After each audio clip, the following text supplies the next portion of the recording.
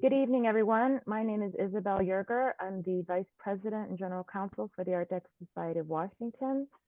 Thank you for joining us for what is going to be a fantastic program that we are doing in conjunction with the International Perfume Bottle Association. The program is called Art Deco Czechoslovakian and DeVilbiss Perfume Bottles. And we are delighted to have two experts in this field. And I will first give you a little information about us, about the IPBA, and about our guests here. The Art Deco Society of Washington is a nonprofit organization incorporated to foster awareness, preservation, and appreciation of the Art Deco period in the Washington, D.C. area. Our goals are to educate the public about the value and beauty of this unique period, which significantly influenced the dynamic years between the two world wars, preserve the era's architectural, decorative, and industrial achievements, and to celebrate the period's cultural contributions to film, art, dance, and music, and perfume bottles, as we see here. Just a little bit about the International Perfume Bottle Association. If you don't know about them, you really should investigate who they are. The IPBA is the largest worldwide organization of collectors and authorities on perfume bottles, purses, compacts, and related vanity items. IPBA is a not-for-profit corporation run by an elected volunteer board of directors. Their website is a resource for our community, for their community of collectors and researchers. Just so you know what their website URL, it's perfume bottles, that's one word, .org. So be sure to check it out because they have a wonderful website. Now, for our presenter, I'm pleased to introduce Terry Chappell Boyd. She is the current past president of the IPBA and a member of the organization for over 30 years. She's been working as a corporate trainer for Elizabeth Arden Cosmetics and became fascinated with the woman who started the company in 1910. And when she was gifted a small round gold perfume bottle that she discovered was from 1943, she became hooked and has been collecting for over 30 years. And our other expert is Marcia Kraft, and she has been an IPBA member and exhibitor for 35 plus years. She has given many presentations and compiled one book and written several articles for IPBA and other organizations. She had a storefront for 10 years and exhibited at the original Miami Beach Antique Show for 25 plus years after she left a career in veterinary microbiology. So we are very excited for you to hear what Terry and Marcia have to say. I would just ask during the program, if you have any questions, please put them in the chat or in the Q&A, and we will address those after the presentation, and Terry and Marcia will be able to address your questions. And this program will be recorded, so it will be available a few days after tonight, and you'll be able to, rewatch it at your leisure, or if anyone you know who registered wasn't able to attend, they can go ahead and watch the video recording of the program. And without further ado, I'm going to have Terry proceed with her program, and Marcia, you and I will go off camera, and I'll be in the background, so if there's any issue, just, I'll be able to address that. But anyway, thank you so much, Terry, and I look forward to hearing the presentation. And everyone, you're really going to enjoy this. Thanks very much. Thank you, Isabel, and thank you to Marcia Crafts, who actually created and designed this presentation. I want to welcome you tonight to our evening of Art Deco Czechoslovakian and DeVilbiss perfume bottles. Tonight, you are going to see amazing examples of these Art Deco perfume bottles. You're going to learn a little about the history of these bottles and their makers, as well as you're going to learn a little bit about perfume, because if there was no perfume, there would be no perfume bottles. Perfume has been around for almost 4,000 years. Early types of perfume is when they burned twigs and leaves, and they were using it to scent the air, and burning these leaves and twigs created wonderful aromas, and that developed into perfumery. The term perfume is actually comes from the Latin perfumen, through smoke. So because they were burning twigs and leaves, it became perfume. And once perfume got very popular, perfume bottles were created to hold the perfume. And these are ancient perfume bottles. They're from Egypt and Phoenicia. 1085 BC to AD 300, they held scented ointments and perfume oils. These early perfume bottles were made of clay, they were made of wood, and they were also made of glass, which seems to have begun in Mesopotamia. And as the popularity of perfume spread through the ages, the designs became more elaborate. The perfume bottles were influenced by the artistic movements of that time.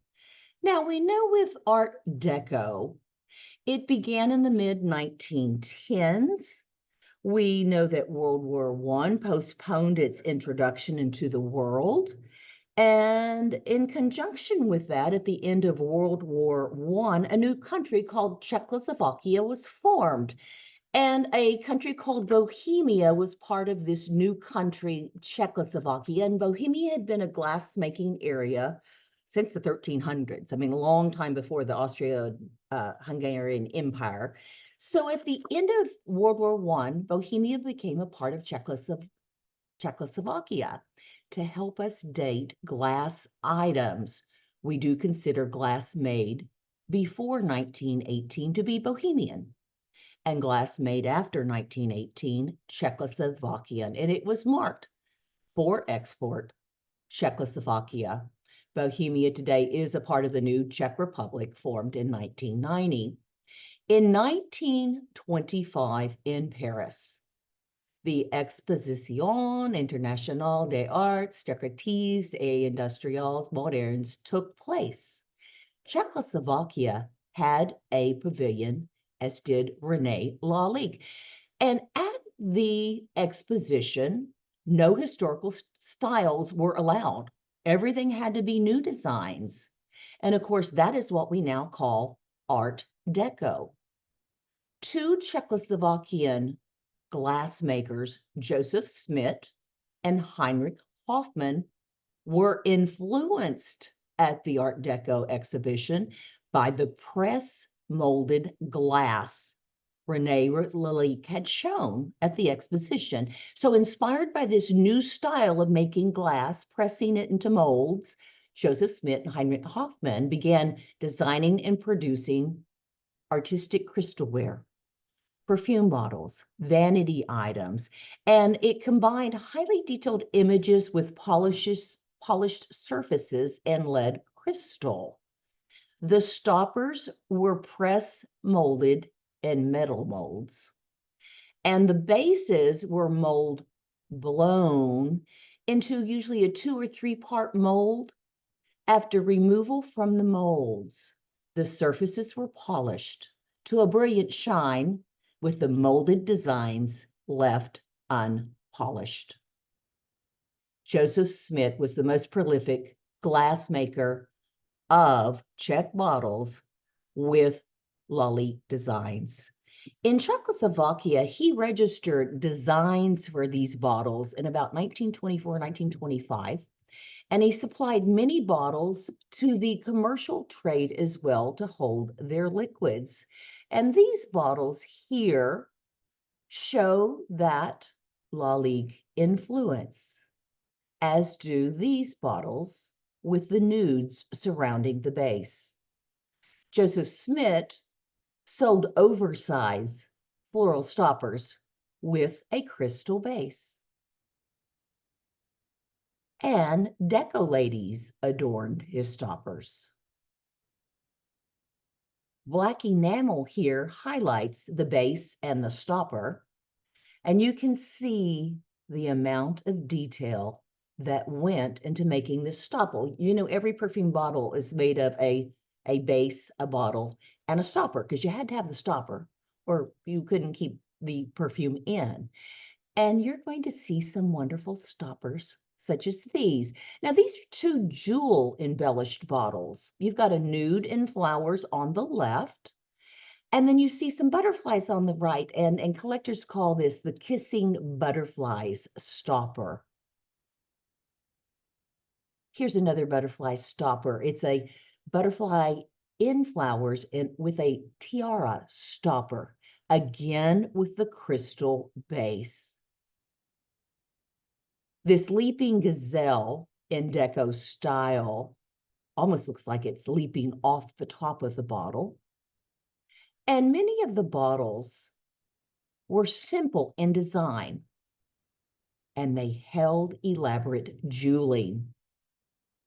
However, there were some more ornate, as seen in these shoe-shaped bottles. And here you see a dramatic example in black glass with a white opaque stopper. This is an extremely large Smith bottle. The silver collar was engraved, as second prize in a tennis tournament. And it makes me think, I don't think they give prizes like this for those pickleball tournaments everyone's having. This bottle right here, this black crystal bottle, has Czech jeweling added by Max and Norbert Niger. Now, the Niger brothers, they made the best costume jewelry in Czechoslovakia, and bottles with their jeweling is extremely desirable. We think it's the importers who would request and order the jeweling and the enamel work and the style, such as this Niger studded Egyptian influenced bottle. And you can see a little bit more of the jeweling and the detail on the base. This Niger bottle has a Persian influence, as does this one with the pink stones.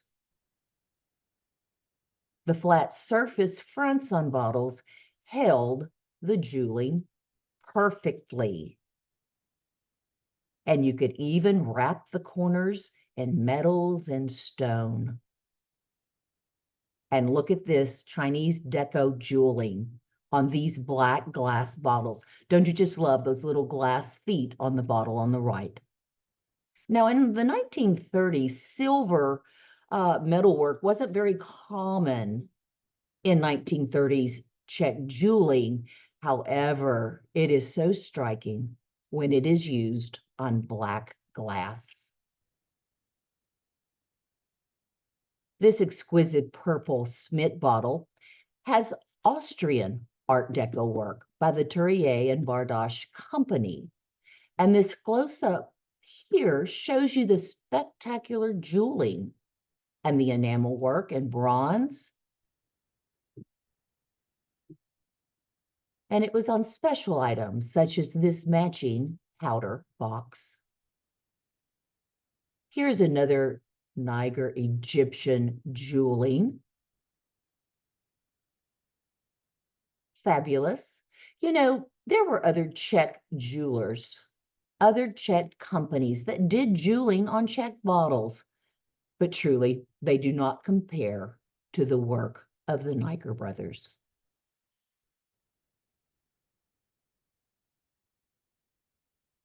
Our second glassmaker is Heinrich Hoffmann. Now, the Hoffmann family had factories, and they had a long history of producing cut glass stones, buttons, and costume jewelry.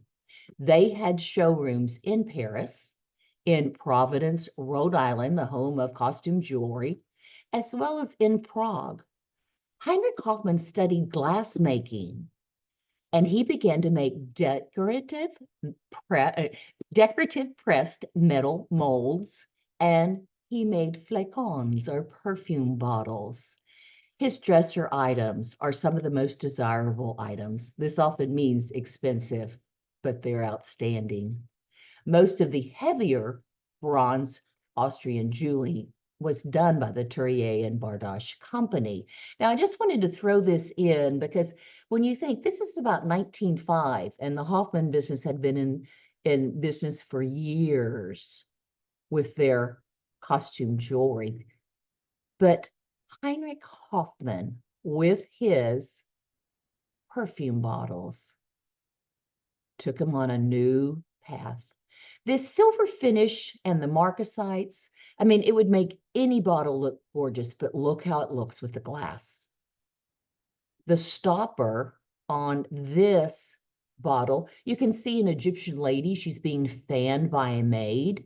Look at the very fine detail in the stopper, as well as in the jeweling on the bottle. Many Hoffman stoppers have incredible detail. The tiny butterfly that you can see in that right corner of the stopper was their signature. You can see the signature a little clearer in this particular stopper. It's down by the lady's foot. This Hoffman bottle has large size Austrian crystals mounted on black glass backings, and it makes a truly dramatic bottle. Elaborate Czech Niger jeweling is on this beauty. And Austrian jeweling from the Tourier and Bardoche company is on the Leda in the swan base, as well as on the top of the bottle, as is this seated deco nude with the same type of jeweling. Here you have the nude in a two-color opaque glass with a different stopper. They are both tremendous examples of Hoffman's work. Here you have an Aztec holding an exotic bird on a base which is mounted in enameled bronze. And here's a bronze parrot on the sides of this base, which has jeweled feet. Hoffman was known for his opaque glass, and his opaque glass that was wheel cut to look like stone. This brown color is a very rare color. And here we have a gorgeous example of the colors used. It's kind of a coral or orange, again with the kneeling nudes on the sides of the bottle. This large size Hoffman bottle shows two nudes draping on each side of the base. And here you have a nude reclining under the sun rays of the stopper. Here with Austrian bronze and enamel. Hoffman wasn't afraid to try new things. In 1935, he sold boxes, clocks, and bottles covered with mirrors. Unfortunately, very few have survived, as the glue didn't hold and the mirrors just fell off or chipped. Even great designers make mistakes, but boy, they sure look great, don't they? This gazelle appears like it's leaping off the handle of this Hoffman dresser tray. And here you have gazelles across the front of malachite or jade bottles. These Hoffman bottles are very similar, but the one on the right has hugging monkeys and the one on the left has a macaw. Here's a large-sized travel perfume with a Bakelite top. The Oriental influence is shown here in the black glass. The stopper of this Hoffman base is a Satsuma Buddha. And here is a Buddha in pink agate glass on the front of the bottle. Hoffman nudes. floated on the bases. They sat as stoppers on others, and they hung as daubers on others. Hoffman Nude Dauber perfumes come in various sizes and stoppers. All have the same shaped base. It even came in a jeweled version. This lovely Hoffman dresser set has red and white and black enamel decorating the bottle and the powder, but you know, the nude hides in the black glass. You don't see it at all. What Art Deco bottle could be better than this black nude base with pink agate and jade glass jewels on the stopper, a carved French ivory centerpiece which matches the collar, and then marcasites and an enameled band which complete the design. Sets on a lady's vanity would include many items like this matching Austrian hand mirror. Hoffman sets were most commonly a perfume, an atomizer, and a powder box. And one of his finest sets is this amazing Mondrian-inspired Austrian enameled Hoffman set. I think it's quite yummy. Henry Schlavoit worked for Heinrich Hoffman. He married Heinrich's daughter, and she gave birth to a daughter, but died days after, and this was in 1930. Well, Henry Schlavoit and Ingrid left the Hoffman factory and went back to his father's factory, the Kurt Schlavoit factory, the Kurt Schlavoit company, and he became the owner in 1933. He started his own line of artistic crystalware, vanity items, and his 1934 catalog calls them the Ingrid Collection after his daughter. He promoted his collections all around the world at many world fairs, including our own Chicago World's Fair in 1933 and 34. This bottle right here shows the Lady Godiva stopper. And here we have Adam and Eve. The back of these deco stoppers were polished flat. The image was molded and frosted in relief. We love this bottle in IPBA. It is actually featured in our IPBA logo. They produced a line of deco cutout style animal stoppers and fish, big birds, and baby birds. In 1935, they offered a line of black and crystal bottles set with rhinestones.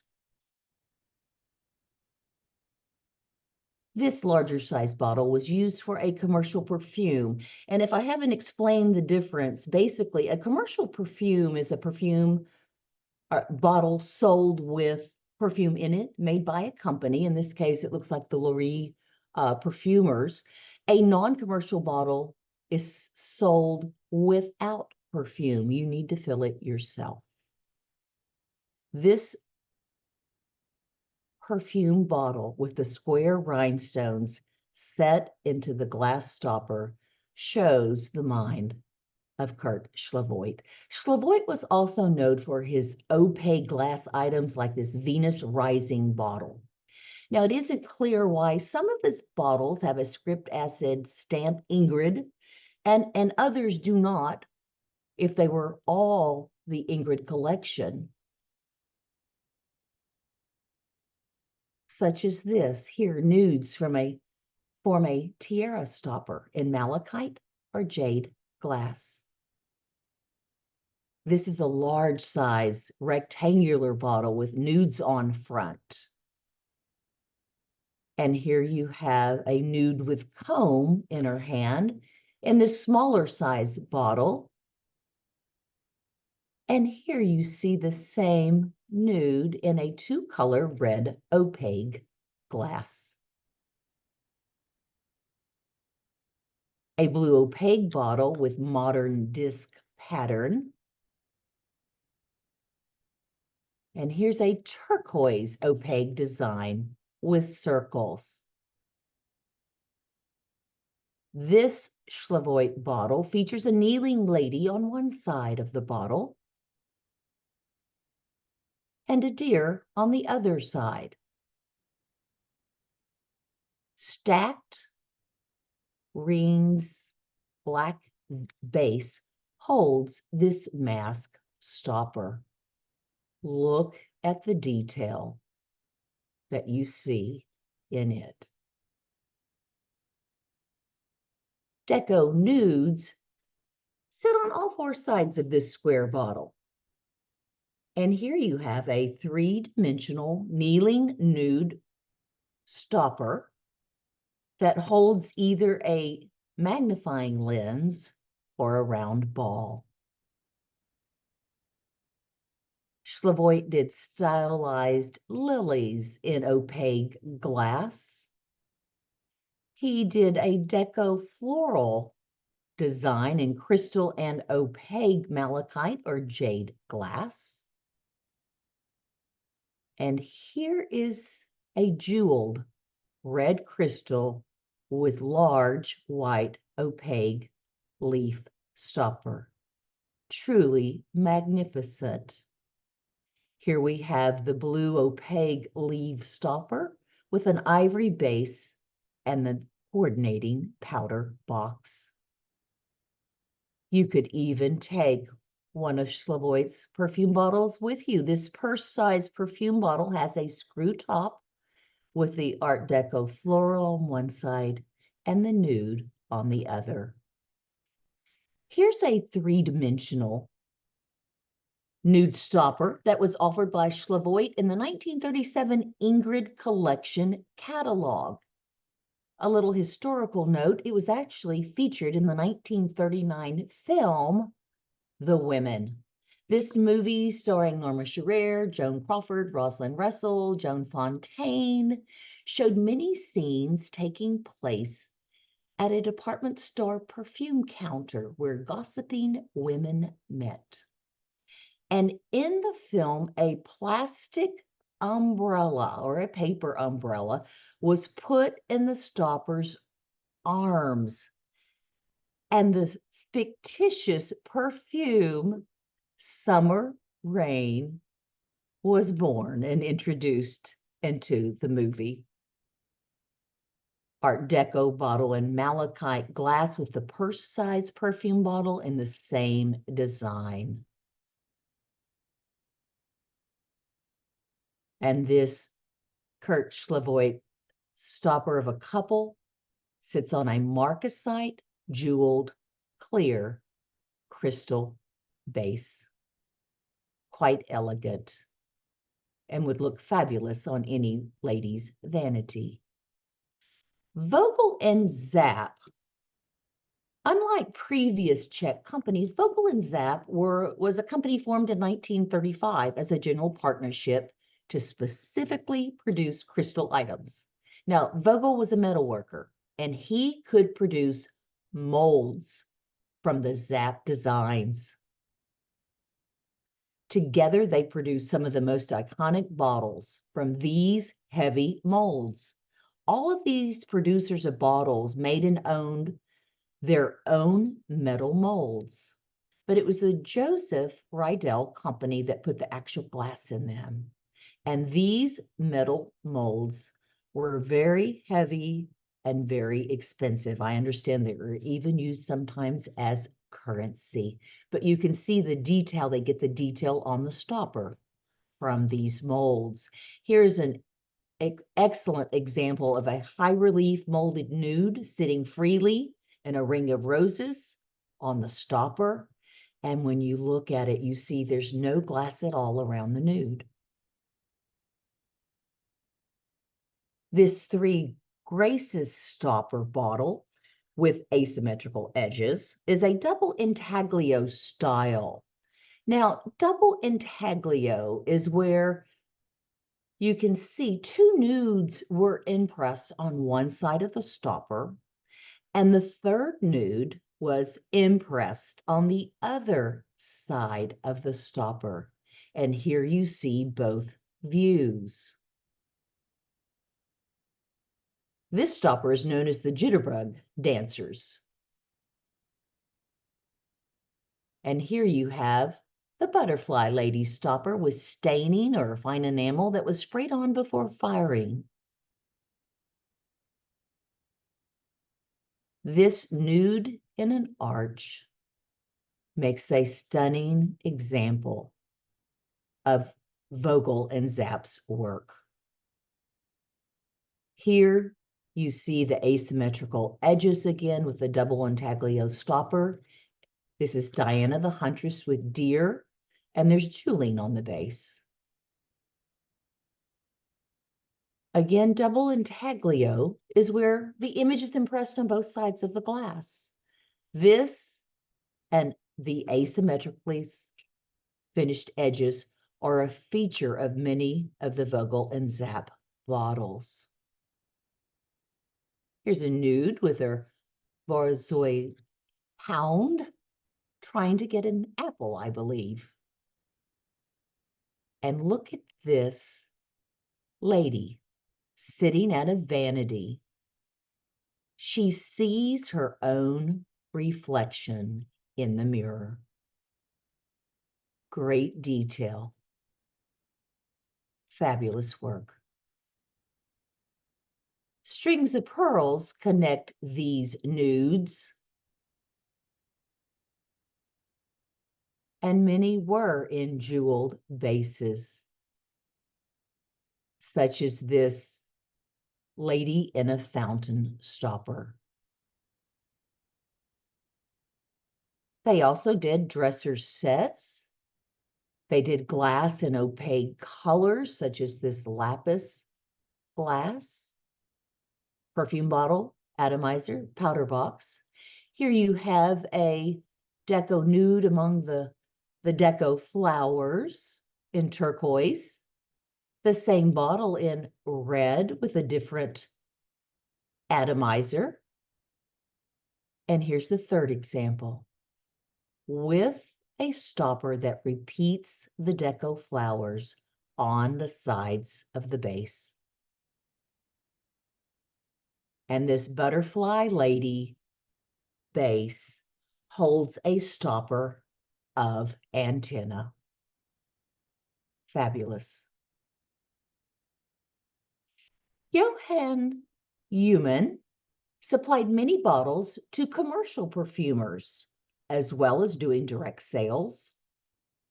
They also used fine enameling that appeared as staining.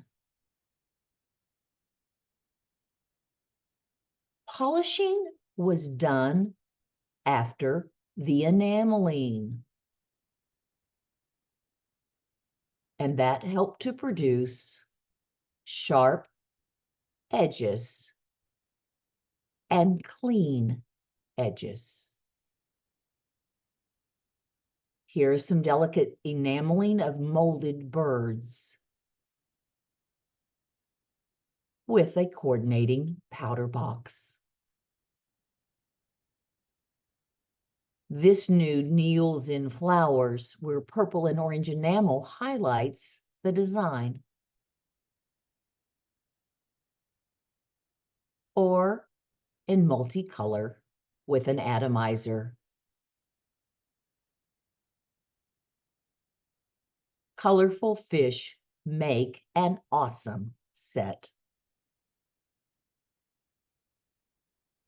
This thistle bottle is an excellent example of humans' work, as is this crane bird bottle, and it shows translucent, multicolored type of enameling that human produced.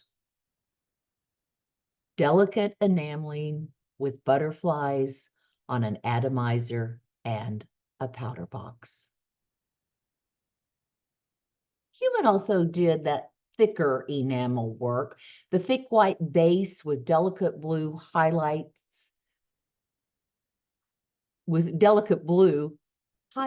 the elephants in the base. These human glass bottles are mounted in Austrian jeweled bronze. They are stunning. And when you look closely, you can see the deeply molded abstract design in the glass.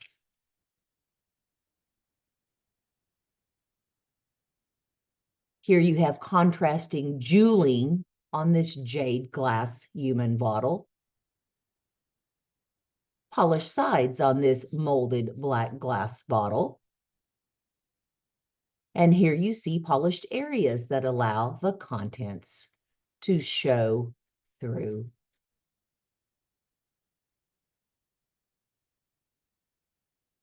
Franz Joseph Vader. Vader was mostly a cutting and polishing shop doing chandeliers when they started making a few simple designs. They were the perfect holders for elaborate jeweling with simple, clean lines to the glass. The jeweling often used exotic styles from China, Persia, and Egypt. The Niger brothers did the jeweling. Here is a wonderful example from the finest of Czech jewelers, Max and Norbert. This is a Persian deco-influenced bottle. And here you have a large size bottle with Egyptian jeweling and a close-up of the amazing Niger brothers jeweling and enamel work. Their bottles held the most desirable floral designs by Niger. They were quite three-dimensional. These simple, opaque glass stoppers bring the Vader bottles to a very high quality and are very sought after. Now, all of these makers did produce other items for your boudoir, but that would take another hour. Here is a great example of a dresser set, perfume bottle, clocks, brushes, mirrors. Look at the enameling, the jeweling. And here you have a very large set of Hoffman bookends. Some glass bottles made in Czechoslovakia in the 1930s were supplied to companies who designed metal mounts. Most of these were made in England, even though some were made in Czechoslovakia and Germany. The metal mounts are often stamped with the country, so we know this one is an English holder and the bottle lifted off for use. They were suspended from metal holders in different shapes and styles, sizes, and colors. Even Hoffman shows them in a 1930 catalog. This Czech crystal perfume bottle has an English hallmarked sterling and enamel atomizer. Just stunning. This large size bottle sits in an English chrome plated holder. and you lifted it off for use. This style black and crystal bottle is often usually identified as Karl Polda. Now, most Polda items have a color in them as well as the black, in such designs as this glasses and decanter set. While his company did make some just black enamel, there were many other makers in Czechoslovakia selling this deco style. It was very popular. Here are a few bottles shown in the Bruno Passelt catalog.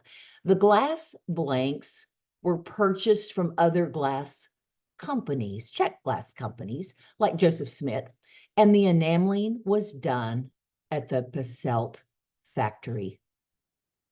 Now, today, there are a massive number of reproductions on the market. To help avoid these, look for the old signatures, acid stamped on the polished bottom.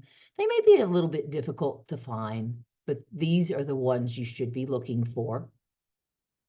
Also, original bottles will usually have a dauber fused to the stopper plug. Even a remnant of one will help confirm as an original. Now, you have seen some amazing Czechoslovakian Art Deco perfume bottles. Some with atomizers, most with stoppers. There's a reason for this. And we're going to go across the ocean to Toledo, Ohio, and we're going to talk atomizers, specifically De Vilbiss atomizers.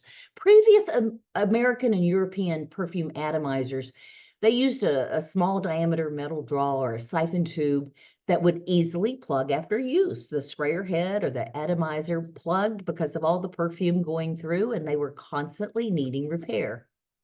Needless to say, they weren't very popular. This changed when Dr. Alan De Vilbiss patented the first successful note and throat sprayer for medicine in 1888. It didn't easily plug even with those thick medicines. And in 1905, Thomas De Vilbiss convinced his father to use these atomizers for those frivolous perfume bottles. And these early bottles simply had their new hardware cemented to the purchased glass bases. These are Bohemian glass bases, and they're from about 1905 to 1908. As the De Vilbiss company continued to improve the hardware, and as they continued to put on glass bases, they purchased from American companies. They used Cambridge Glass, Fostoria, Libby, and Fry bottles, just to name a few. You know, Thomas De Vilbiss made many trips to Bohemia in those early years to both learn about glass and to hire glass workers for his factory. Skilled cutters, polishers, and enamelers were hired. In 1924, Thomas hired Frederick Villeminot, who was a graduate of the School of Decorative Arts in Paris, to join him in developing new designs. And of course, where did Thomas and Fred go in 1925? They went to Paris. They went to the Art Deco exposition. Now, Thomas had always wanted to create glass bottles in-house. His large new factory and very large design team enabled him to purchase clear glass blanks and decorate them in-house. By firing a perfume-resistant enamel on the interior of the clear glass blank, he could have any color of glass he wanted, and then add the surface gold and enamel designs. Bottles were also made with a flat top and a long glass dauber stopper rather than a sprayer. All were decorated at the DeVilbiss factory using what we call the cigar shape blank. This is another very popular 10-inch blank. DeVilbiss also used thick surface enameling on their bottles. A few rare bottles, had the design acid cut and then gilded on the surface. And while Thomas DeVilbiss still continued to make bottles in-house, he did still buy finished bottles. These are Steuben bases, and you can see all the colors, all the different shapes and styles, and stoppers, and atomizers on these Steuben bottles. He also bought Victor Durand bases, and these bases were very elegant. And Imperial Nuart glass, and here's the heart and vine pattern. Accessory pieces were also made using Westmoreland glass blanks. Trays, pen trays, powder boxes, where the designs matched the bottles. They even had matching powder puffs.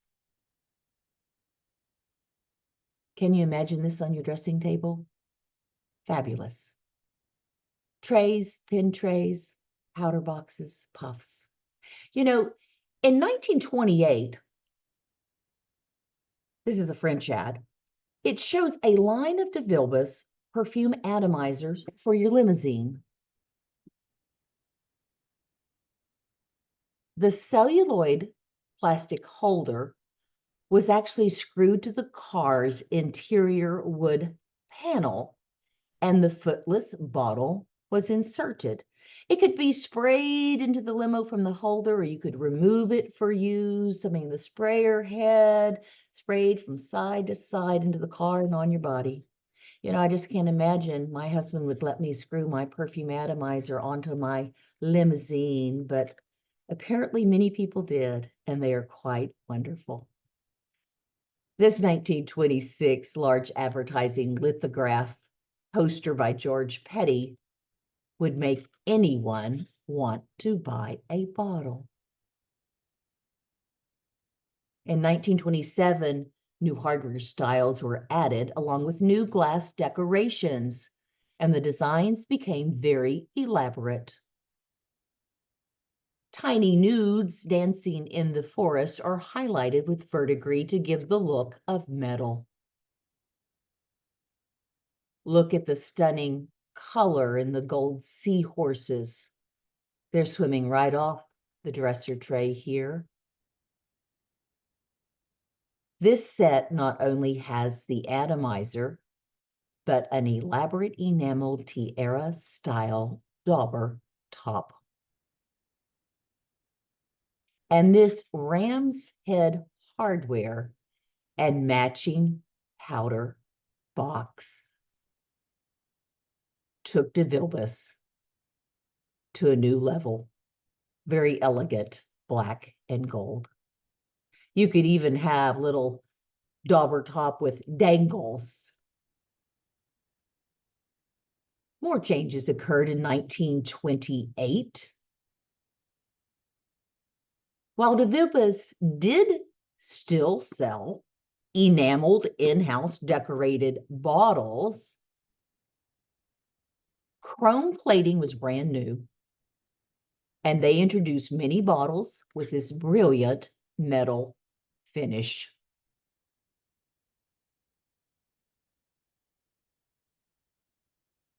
You can see the foot, the stem,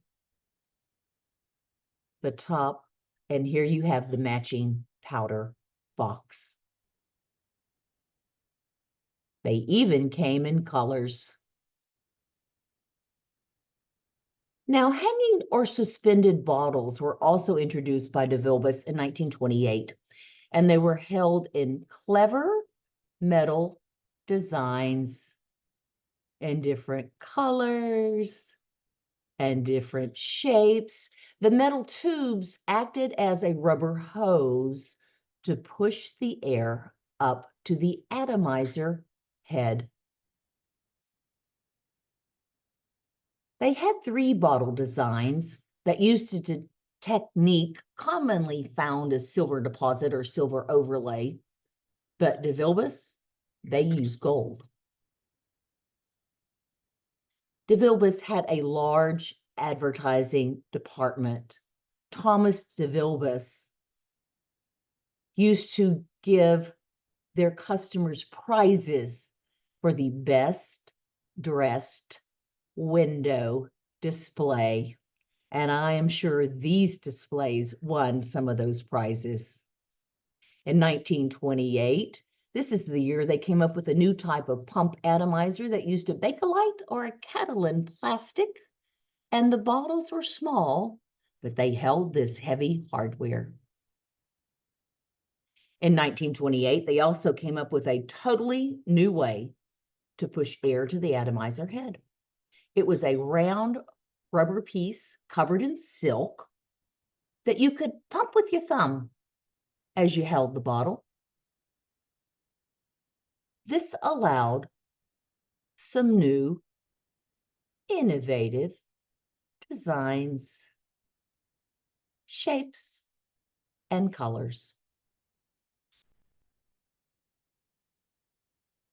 One of the most famous and the most expensive thumb-type push atomizers was the Swinger. Now, this is a term coined by collectors. This bottle was held freely between the deco wings, lifted out for use, leaving the beautiful deco wings. The other rare DeVilbiss bottle is the Dragonfly bottle. Now, the thumb push rubber was hidden underneath the base. Very few were sold, and very few survived. The perfume sprayed out of its mouth. A 1928 or 29 DeVilbiss catalog, probably from their Canadian factory in Windsor, shows some new designs. A green enameled Fry glass stepped bottle could be removed from the holder. It's amazing what a cutout metal cat does for a bottle. Or a seal holding the perfume bowl. Pin trays were extremely popular, and these feature an eagle and a deer. This 10-inch tray has black glass mounted in a gold-plated metal frame. This sharply cut glass design of the stem gives an architectural element to these bottles. By 1929, the effects of the Depression showed in some less elaborate bottles. But in 1930, they came back with some new designs, often using Bakelite or Catalin elements in that top jewel, as well as the foot of the bottle.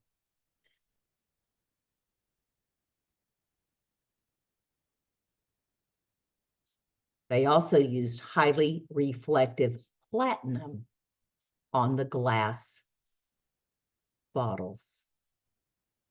Look at the designs, colors, and black and platinum, true Art Deco. Cool squares. Lady walking her hound. Foot and top jewel in Catalin. And again, shapes, colors, and designs. Now, I would be remiss if I did not show you a few of the Art Deco perfume lamps they sold primarily in 1925 to 1928. The lamps had a light source, a cup to hold perfume or the oils, and a cap with openings to let the fragrance into the room. They were absolutely stunning when lit. Transformed. This is for my Florida friends.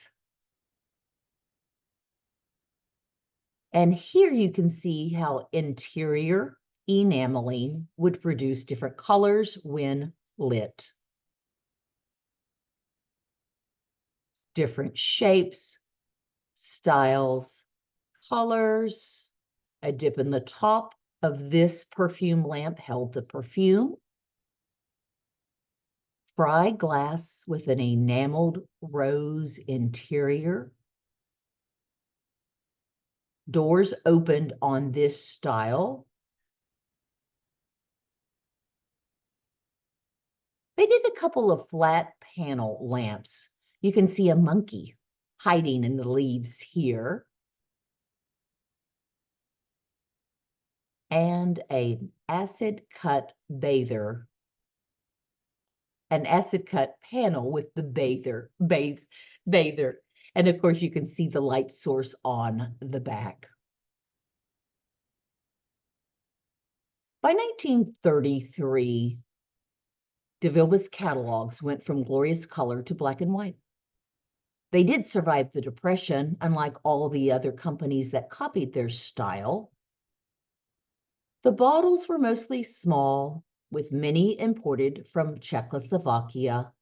Once again, they had gone back to fitting their atomizers to purchase glass and porcelain bases until they closed in 1968. They never regained Thomas DeVilbiss' vision of in-house total control of bottle and atomizer design. Now, I am sure you are very dizzy from seeing so many bottles, but really, this is only a sampling.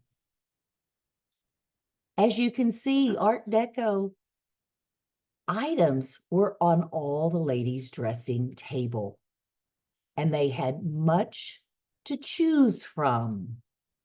But that is a story for another day.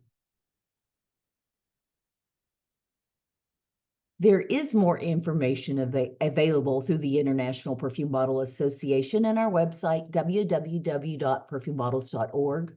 Marcia is here to answer some questions. She's happy to answer them, or you can email her at marciacrafts@msn.com. I also want to mention two of our IPBA partners. One is Perfumes Bottles Auction. Ken Leach runs this auction. He's ran 16 of them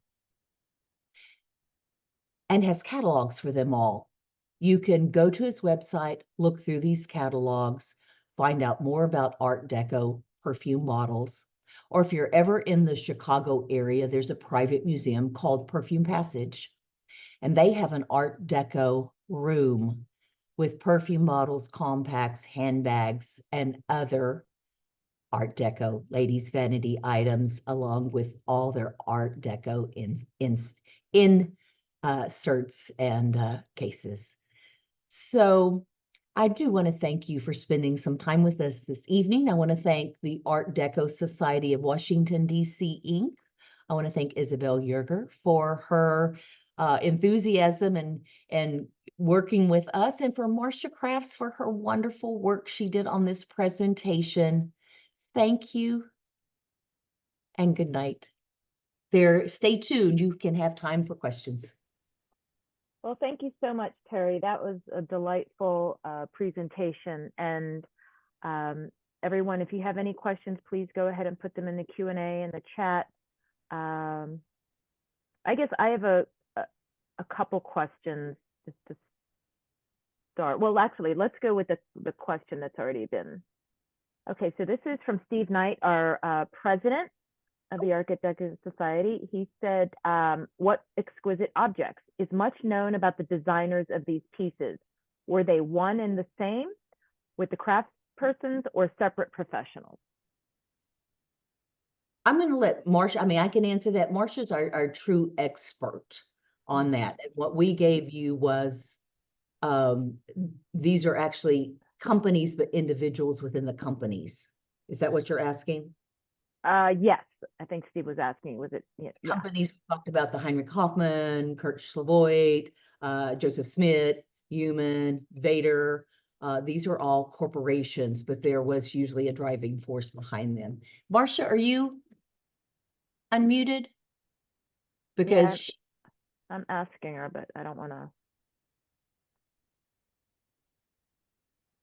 Yeah, I've asked her to start video and to unmute.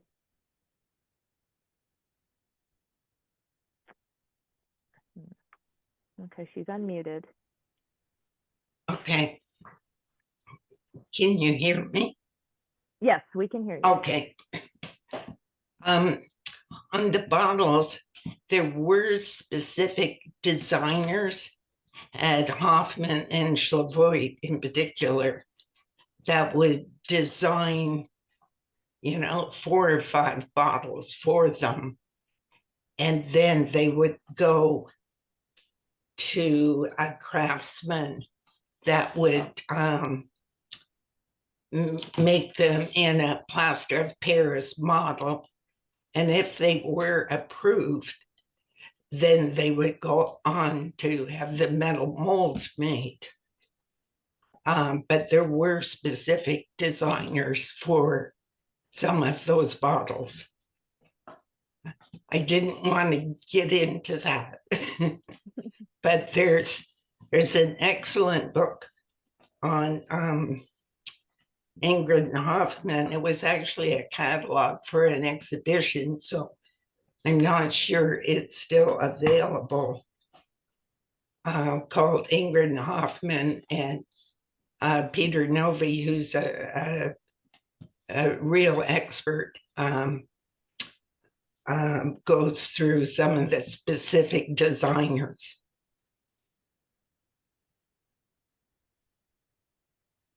Okay, well, that's good to know, and hopefully people noted the name of that book, and if they're interested further, they can go look at that. We have another question. Who was buying these bottles? Was it women or men for women? Like, who would be?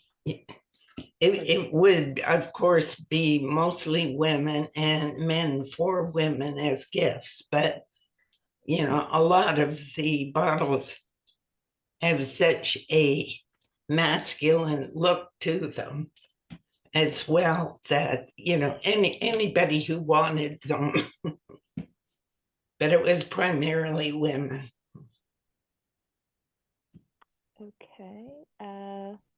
Kathy says, it's a good thing that I am sitting down, or otherwise some of these bottles would just make me fall over. Beautiful presentation. And I echo that sentiment. I belong to IBPA and love Czech bottles. What percentage featured nudes? I prefer the geometric Art Deco designs, and I have no nudes at all, and I'm fine with that. Can I say something? When we were talking about yeah. comment of so many nudes, and Marcia, what did you say about Art Nouveau? It basically followed the Rococo and Art Nouveau style. And women basically took off their clothes and cut their hair. And, gone were the undergarments. And nudes appeared everywhere. Okay. What was the price range for the Czech as opposed to the US made in 1930s dollars? I'm not sure I understood the question, but Like how much did the bottles cost? Like how much were the Czech? they were generally some of the 33 ads. They would be anywhere from $1.50 if it was a simple bottle. Certainly some of the more elaborate Hoffman and Ingrid and highly jeweled ones would be more like $10 or $15, and they generally weren't sold at department stores. It would be definitely more a specialty store or a decorator store. Okay. And I guess in another question somewhat related to that, would you say most of what we've seen were luxury objects, and were any of the pieces that were shown in the presentation relatively affordable? Well, affordable is a relative term, but definitely the unjeweled ones with the by Vogel and Zapp with the women and dogs, those are selling now, for 400 or 500. Once you get these figures on the stopper, then the price goes up. There are lots of Czech bottles that have simply a cut stopper that are less expensive. Okay. I have a question about, since people would buy perfume to fill these decorative bottles. So was the perfume that was purchased to fill the bottles, did they come in more plain perfume bottles, or how did that work? In the teens, well, actually back to 1900, if not earlier, drugstores had the perfumes in vats, and you could go and dispense straight into your bottle, or bring your own bottle to fill. Okay. And were they priced like by the ounce, or I mean, how did I'm sure they were, and they would have just different basic fragrances. Okay. I mean, you weren't buying Chanel No. 5. They were, rose and lavender, and I understand. I also say though, on the commercial side, they sold, they didn't really sell spray bottles. They sold the perfume, and then they were pours. Do you see what I mean? Atomizers at the 20s and 30s weren't really spray bottles. They might be a set coming with a spray bottle. So you could take a commercial perfume if you wanted and just pour it into the bottle. Right. Yeah. That wasn't done very often because the commercial bottles were generally too nice to sort of pour in an atomizer and get rid of. I remember once at my store in Key West, I had 2 people come in and want to buy an unused antique perfume atomizer to spray vermouth on their martinis. Because they just wanted to mist on the gin. That's funny. What do either of you have a favorite bottle? I mean, there's so many to choose from. I mean, is there a special design that you are particularly, enamored with? for me, For both of you, but yeah, go ahead, Marcia, if you have. it's still that Pete Mondrian set, the enameled set. That's the only set I've ever seen. I once saw a single powder box. I had that, but that's just the height of style. Mm. What about you, Terry? Well, and unfortunately, I have champagne taste, and I don't own a lot of Czech bottles. I mean, I've been working with Marcia, you know, to work through this. I've gone to numerous seminars, but I've just never. That's really never been my focus, probably because of my beer pocketbook. But anyway, I truly that red with the white opaque stopper and jewels, Mhm. that is truly one of my favorite. Marcia goes, that one is really expensive. I'm like, of course it is. So, but I do actually have some like little Czech bottles that I like. I actually have one that was on my grandmother's dressing table that I had gotten when she passed, and so when I truly began collecting perfume bottles, that's when I found out I was really a closet collector for years. Mm. Together these things, so they are just quite lovely. Oh, Just indeed, indeed. Um, Karen asks, did the Depression or World War II end the Czech glass industry? No, that industry was so strong, and the expertise that they had when everyone else was suffering, they were actually flourishing. Most of these bottles started selling in the early 30s, late 20s, early 30s. They were selling like crazy. And because they were able to, within 2 months, copy any new style in the world in glass, whether it was Italian, French, cameo, anything. They could, within 2 to 6 months, be mass producing it. Wow. Their expertise was so deep.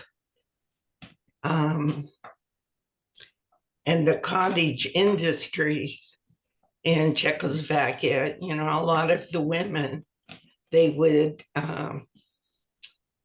affix the little dangles they had on some little purse bottles, and, set stones, or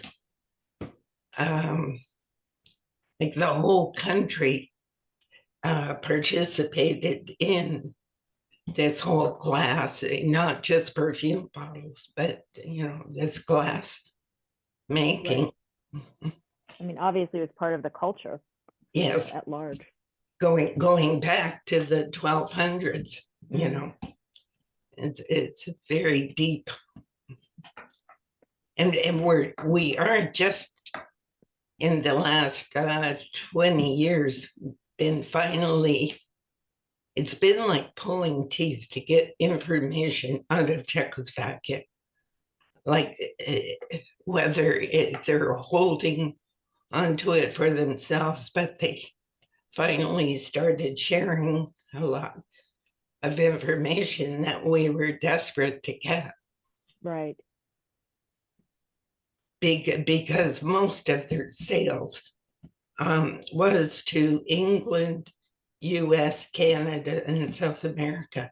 And very few bottles are still in Czechoslovakia.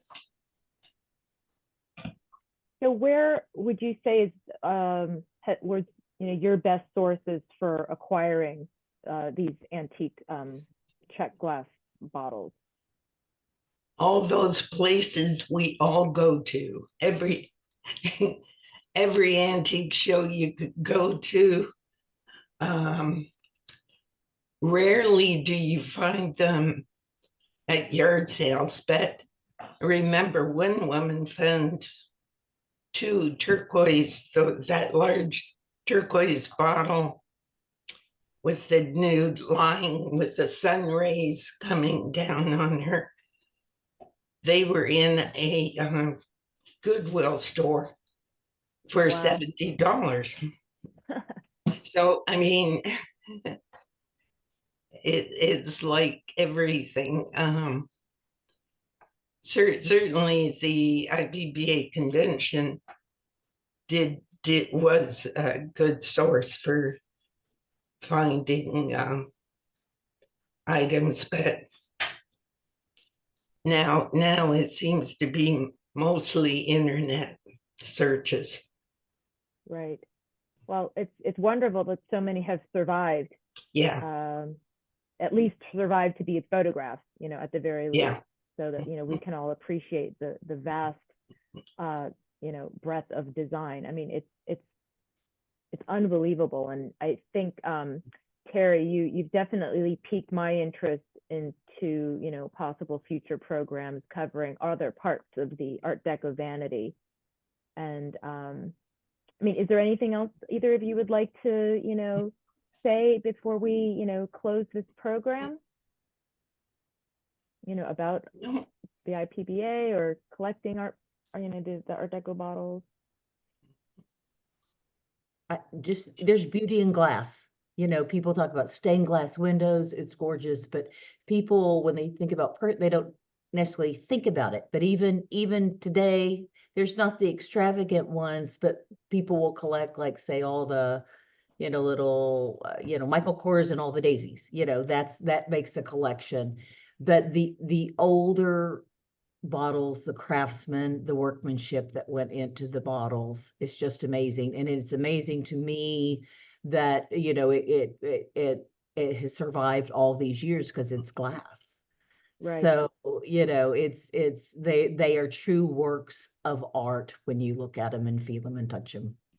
and I very much resent all the reproductions they're doing now, because they have in many ways belittled their own history.